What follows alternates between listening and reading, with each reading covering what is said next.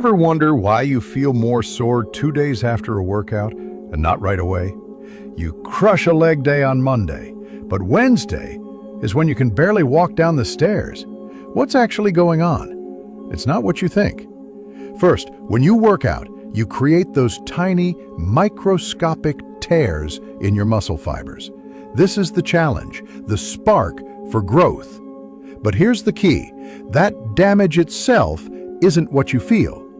Now, for decades, everyone blamed this soreness on lactic acid. This is completely wrong. Lactic acid is cleared from your muscles within an hour of exercise. It is not the culprit. The real secret is what happens next. This is DOMS, or delayed onset muscle soreness. Your body senses all that micro damage and goes into full-on repair mode.